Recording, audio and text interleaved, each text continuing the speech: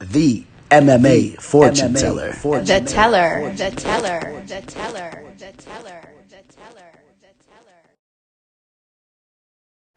The teller checking in for UFC on ESPN Plus 25. We got Corey Anderson taking on Jan Błachowicz. This is the rematch here. You got to excuse me. I'm still a little hungover from UFC 247. It was a rough one for me. Just overall, the card was just really, it was not a good night. My bets didn't go through.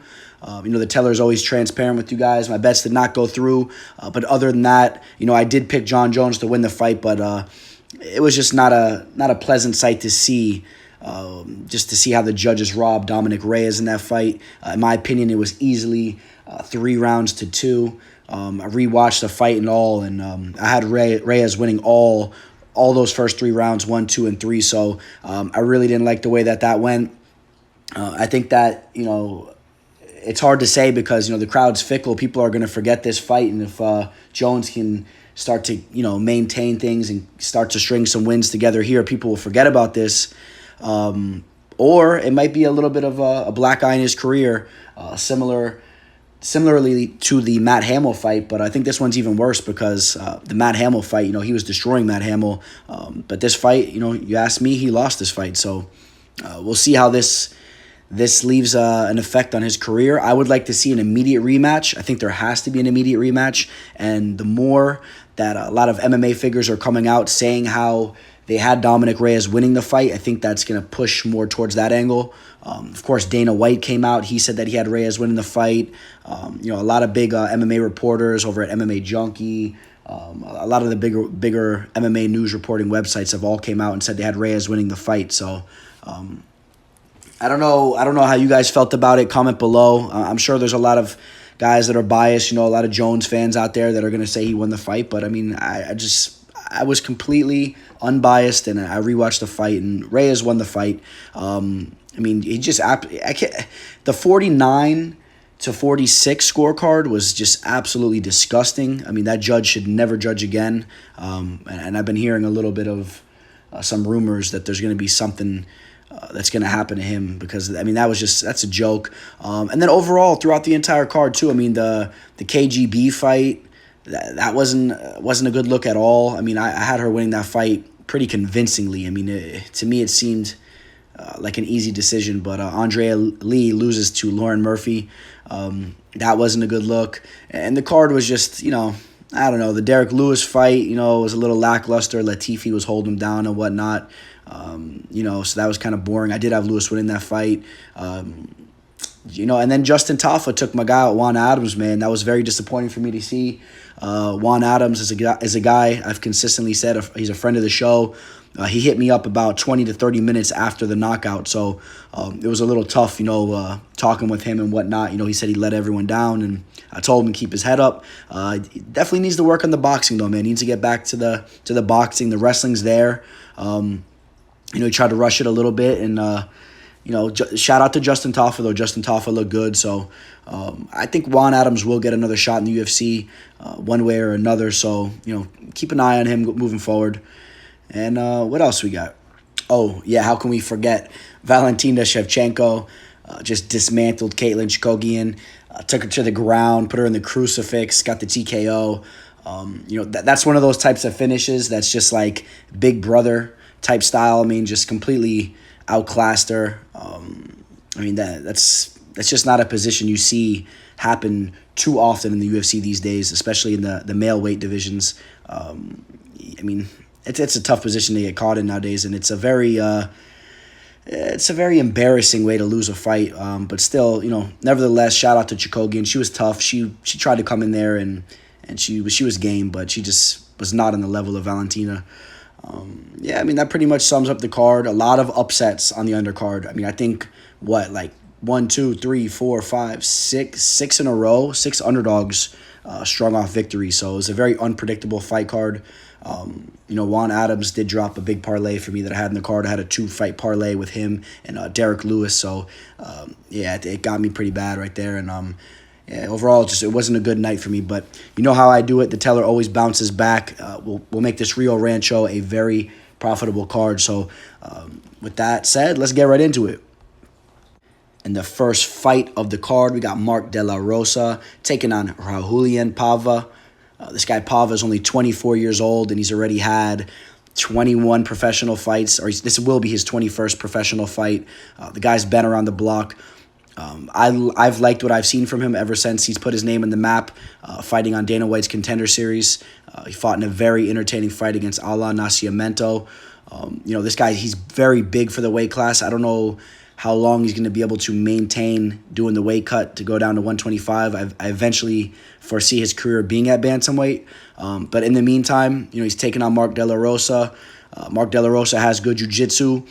He's a solid fighter, but he just really hasn't been cutting it as of recently in the UFC. And I don't really see him getting this victory here, to be honest. I don't see it. I think Pava, he's very well rounded. His jiu-jitsu is very good, so he'll be able to avoid Mark De La Rosa's submission skills, which is one of his strong suits. I think Pava's just more well rounded. He's dangerous right now, and although Pava is coming off 2 losses as well, the Kai Kara France, who's a common opponent that these guys both just had very recently. Pava looked way better in that fight, in my opinion, and he lost a split decision loss. And then his last fight that he lost to Rogério Bontorin, that was a fight that they both looked very good in that fight. It was nonstop action. As soon as the fight started, the fight was stopped early in the first round due to a cut. Although don't get it twisted, the cut was... you can't take credit away from Bontorin. He caused the cut. I mean, it was just a beautiful strike that caused it, and it was definitely a rightful stoppage. The cut was disgusting, but sometimes losses like that, you kind of want to, you don't want to look into them too much because maybe Pava could have came back, but I didn't see that fight going his way. But again, who knows? You know how the fight game is. It was early, so. But before those 2 losses, this guy, man, was 17-1. At that very young age that he was, man, to be 17-1, fighting over in Brazil, fighting some decent talent too, here and there, fighting some scrappers, some guys with high jiu-jitsu credentials and whatnot. And I like what I've seen from him, so I'm going to take Pava to win the fight. We got Shanna Young making her UFC debut, coming over from Invicta, coming off a solid victory, taking this fight on short notice against the very tough Macy Chiasson. Of course, we got to talk about Macy, though, here for a second. Macy is coming off a very disappointing loss to Lena Landsberg. We saw what Lena Landsberg just did in her last fight against Sarah McMahon. Was completely incompetent on the mat, could not get up to her feet, was just falling down just recklessly in there, and had no type of takedown defense. It really makes you wonder how she was able to stuff Macy's takedowns as good as she did in their matchup. So, this is an intriguing fight where, we're really going to see what Macy's made of. She looked very promising, as I said. Before that loss, she was undefeated, finishing girls one after another, looked good on the Ultimate Fighter show. She was finishing girls in the show as well. She's tall, 5'9". So this is going to be an interesting fight to see. Shanna Young, although it is her UFC debut and she's taking this fight on short notice, she knows what she's doing in there, and she's a threat to any girl in the UFC. So I'm going to have to go at Macy Chiasson just because, what I've seen from her in the past has looked promising. Training over at Fortis MMA, this fight's, pretty close. The fight's taking place pretty close to where she trains. She's training at a solid camp. I think that loss is going to light a fire under her ass, and I would expect her to come in here and handle business. So, let's see how this fight takes place. We got 2 very tough customers squaring off here. Merab Dvalishvili taking on Kenney. Dvalishvili, this guy really looked good in his last match against Brad Katona. Brad Katona, in my opinion, is a very well-rounded fighter. And what Dvalishvili was able to do to him in that match was very alarming. And the bantamweight division should be on notice because this guy has very, very strong grappling to go along with it. The power in his hands and, good footwork. The guy's very confident in there. This guy's a true threat. I'm really looking forward to this fight because Kenney is no joke whatsoever as well. Kenney, this is a guy, if he didn't lose a split decision loss against Adam Antolon back in Dana White's Contender Series, the season back in 2017. If he didn't lose that split loss, this is a guy that would have just had a perfect resume, amateur and professional. Since that loss, he bounced back with 6 victories in a row. Bounced back over there in LFA, made his UFC debut. took out Ray Borg. He was a big-time underdog in that match, and this guy has real wrestling credentials. This guy is a very solid wrestler. And then after taking out Ray Borg, he took out Manny Bermudez in a unanimous decision. So like I said, this guy's a very, very solid wrestler. I'm really curious to see who will get the better of the grappling exchanges, but I can kind of picture this fight where, the grappling will kind of nullify itself, and we'll see these guys stand up and bang it out. So whoever has the better striking, I think, will win this match. And I'm going to take Dvalishvili. I think that, the power in his hands may play into this fight a little bit. I think it'll look good for the judges' scorecards. He'll be throwing those power shots. Kenney kind of has that pitter-patter volume type style. So it could end up being a close fight. I'll take Dvalishvili. Be careful with the line. Dvalishvili was a guy, if you wanted to play him, I think you should have grabbed him earlier on, because the line has got a little bit steeper. And Kenney's a true threat, so be careful. And speaking of the Taz Mexican Devil, he will be fighting on this card as well. He's taking on Rogério Bontorin, who we also spoke about even earlier.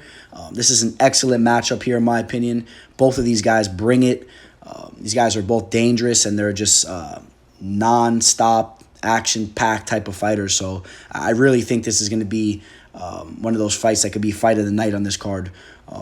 Trust me when I say that. These guys really, really push the pace. Ray Borg bounced back with a nice victory in his last fight against Gabriel Silva after losing to Casey Kenney in the closely contested matchup that we talked about a little bit earlier. And of course, just before that, he lost to Demetrius Johnson with that nasty flying armbar. So let's not forget, Borg was just fighting for the title not too many fights ago. And this is a solid matchup. I'm going to pick Ray Borg to win the fight. I think this guy is he's just very well-rounded. He's been around the block. Rogério, though, is a true threat. This guy, he has the skills to take out Borg. Don't be surprised if Rogério pulls the victory off. I just think that Borg will have the hometown edge there. He's very well-rounded, and it just might be a little bit too steep of a climb for Rogério right now. He's only fighting in his second UFC fight here, and he has the potential to do it. Excuse me, he's actually fighting his third UFC fight. He does have the potential to do it. I just something tells me Ray Borg here. Just fighting in his backyard. The guy, he's had some issues with his family and whatnot. I'm sure a lot of you guys are aware of that, and I think he's kind of got all that together at this point in time. I think his head's cleared, and I think he's really focusing on his training right now, and I think this would be his fight to win. We got a true pioneer of the fight game in Jim Miller taking on Scott Holtzman. I think this is an excellent matchup, both these guys being 36 years old.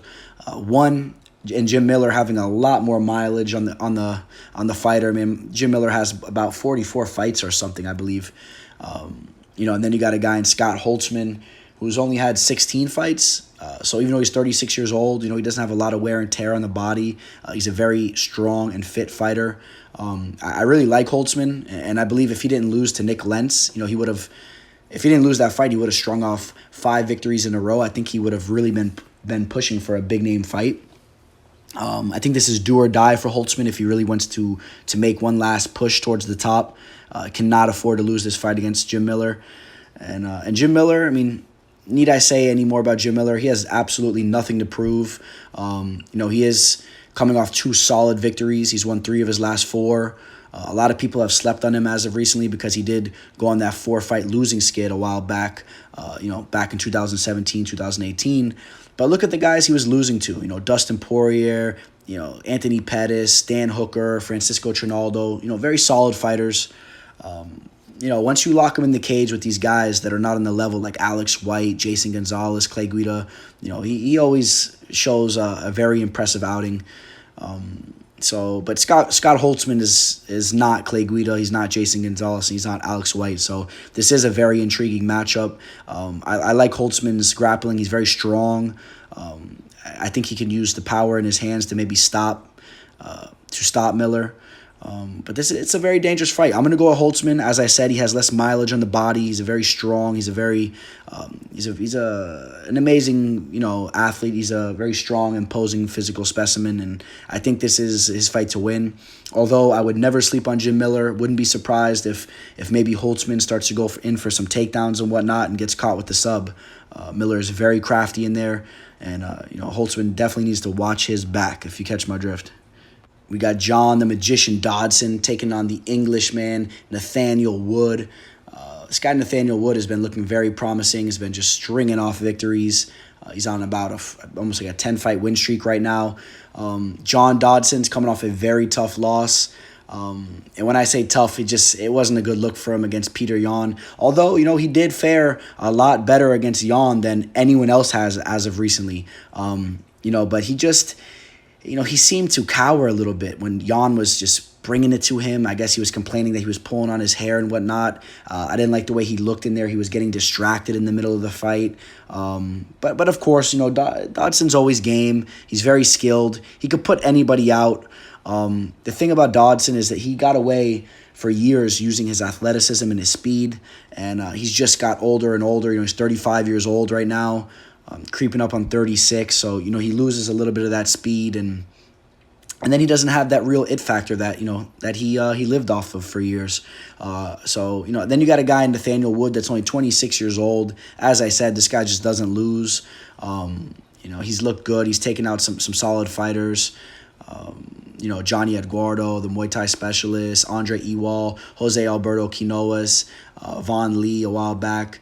So maybe not the most the most skilled of fighters, but guys that have been around the UFC. But it's the way that he's been doing it. He's been finishing these guys. He has a lot of finishes, a lot of first round finishes.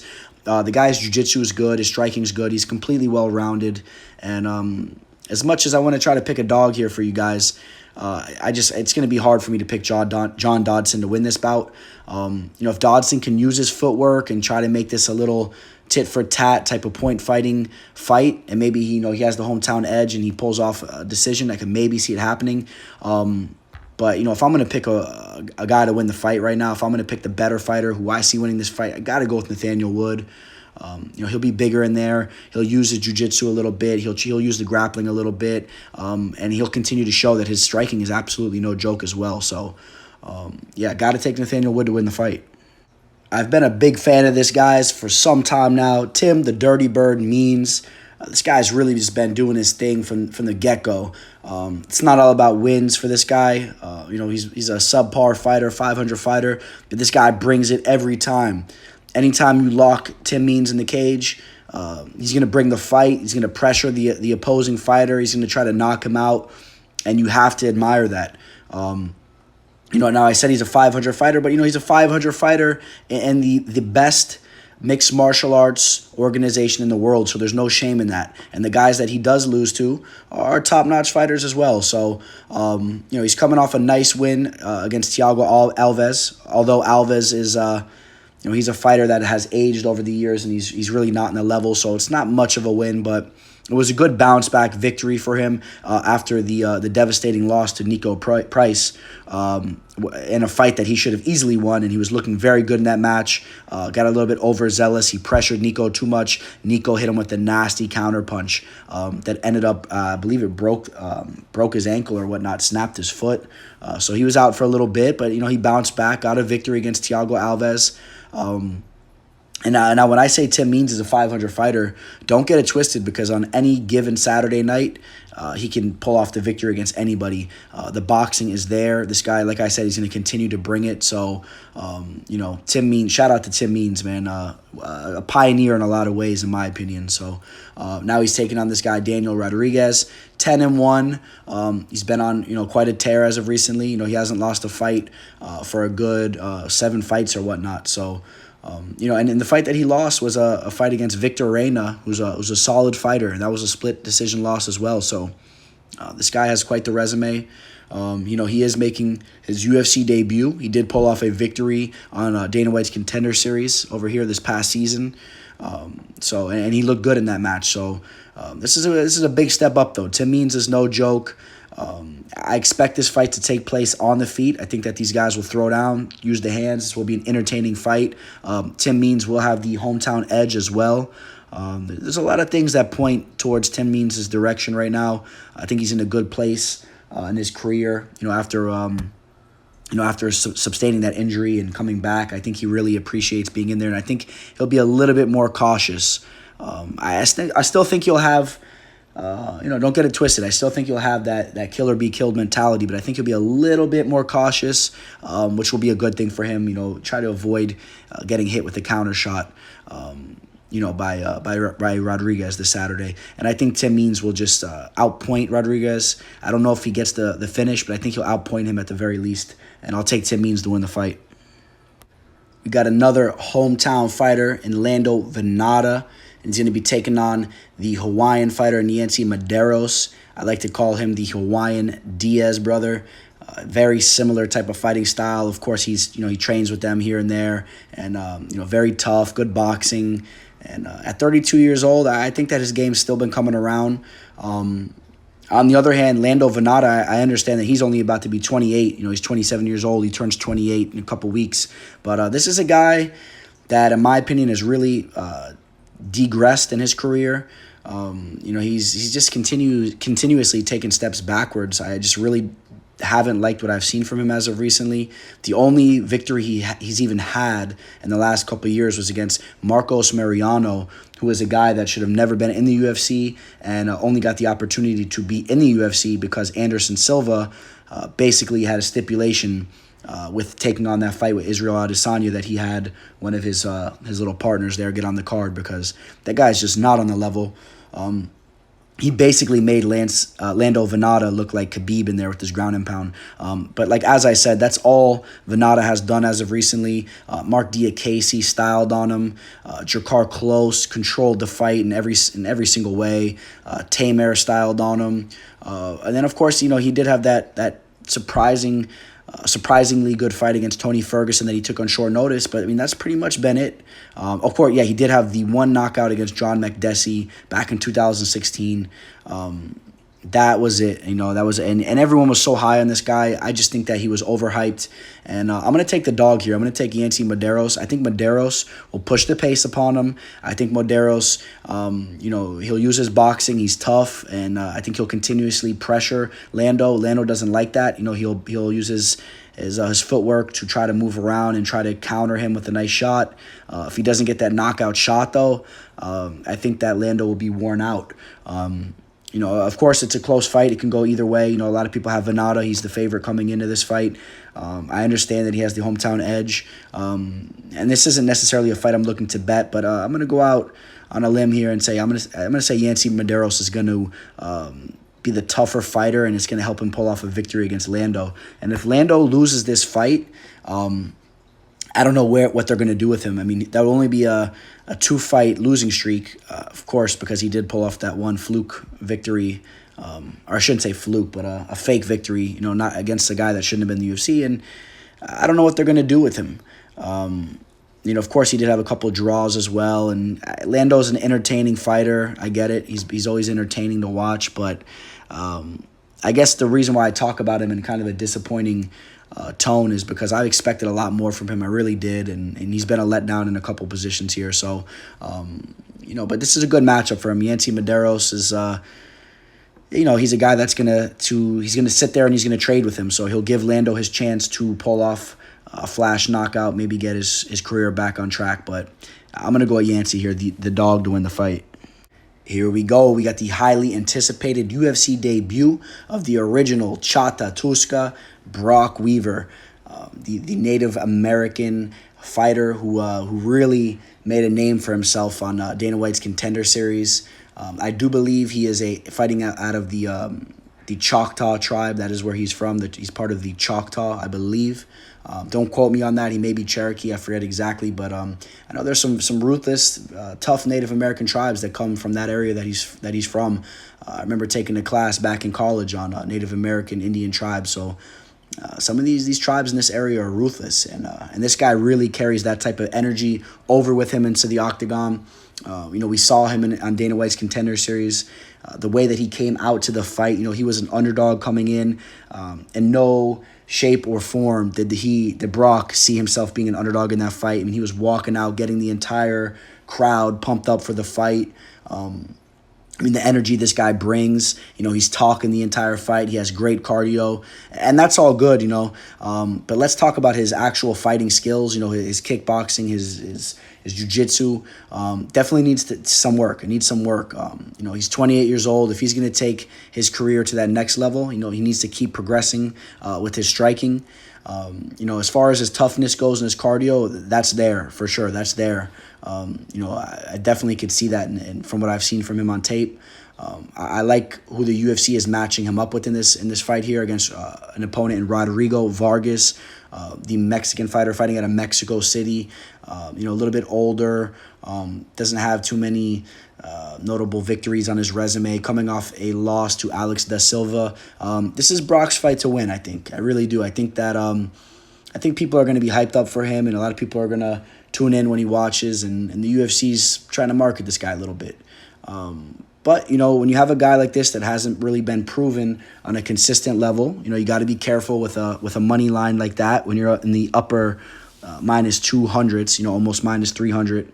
You got to be careful with that because, Rodrigo Vargas is still a tough customer, and, you got to be careful that Weaver is not just all hype. It's not just a bunch of hype. So, I will say this, the opponent that Weaver did defeat on Dana White's Contender Series, Devin Smith, is a very talented fighter. I know he trains with a lot of big names. I believe he's even Rashad Evans' godson. A lot of people were high on that guy, Devin Smith. So there were some rumors that he just really wasn't taking the fight that serious, though. So a lot of X factors when you do your research, looking into this fight. But the line is high on Weaver, so, you want to be careful on that. And this might be one that you want to just sit back and enjoy. And let's see if this guy Weaver starts to make a real name for himself. Pretty cool stuff here. We got Montana De La Rosa fighting on the same card as her husband, Mark De La Rosa. Of course, we broke down his fight earlier. Pretty funny. Both these both these fighters, fight at the same weight division. Not sure who would win in a fight as of recently because Mark hasn't been looking that good. But Montana, she has been looking good. She is coming off a loss to Andrea Lee, but Andrea Lee is no joke. And, before that, she was on a 3-fight win streak. I think Montana shows a lot of promise. She's very young. We're going to see her evolve right in front of us. By the time she's 28, 29 years old, I really think she could be a true threat to the flyweight division. Her opponent here, Romero Borella. This is a girl that's looked amazing at times, training over at American Top Team. I will never forget that fight against Kalindra Ferreira, where she just went out there and completely just brutalized her with her jiu-jitsu and got the rear naked choke very early. I was definitely taking note at the time. I'm like, this girl's going to be a true challenger to the division. And then she had a couple setbacks. She lost to Caitlin Jacogian, which not so much shame in that loss, but then the Lauren Murphy loss I really didn't like when she got finished, which leads me to believe that Montana can pull off the finish in this fight. Montana is very tough. She's going to bring it. She has good jiu-jitsu. She has power for the division, in comparison. And I would not be surprised if Montana really puts it on her and is able to pull off a finish. Just based off the way that Mara looked in her last fight, I'm not confident in her in the least bit. So Montana De La Rosa to get the finish. I sense a finish in this fight right here. We got some big boys throwing down, some big, reckless fighters here. We got Devin Clark taking on Dequan Townsend. Of course, Dequan just fought not too long ago. And he wasn't able to pull off the victory, but, he showed that he's a tough fighter. He really did. This guy brings it, and I believe that's why he got the call, on short notice and was able to get back in the octagon as quick as he did, coming off those 2 losses. One to Bevan Lewis and Dalcha Lingambula. And both of those fights, man, he really did.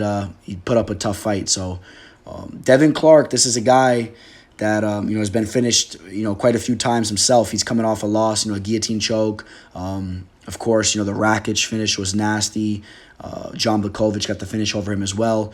But, he's had a couple little spots where he was able to pull some decisions off too. But I think the reason why he continuously gets decent spots like this is Clark brings the fight. You got to like his fighting style. It's a fan-friendly type of fighting style. So is Dequan Townsend's fighting style.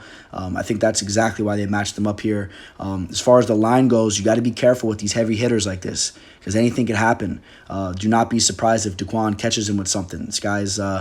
he's a powerful dude.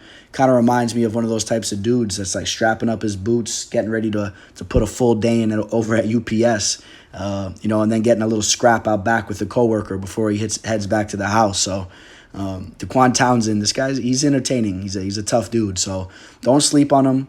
I'm not saying it's necessarily a play, but as far as the minus 300 on Devin Clark, I don't know about all that. But I will pick Clark to win the fight. I think his wrestling is better. He's a little bit more polished up as far as his wrestling goes. I think he'll be in a little bit better of shape too. Dequan does tend to fade towards the later rounds of fights. So just be careful with all that.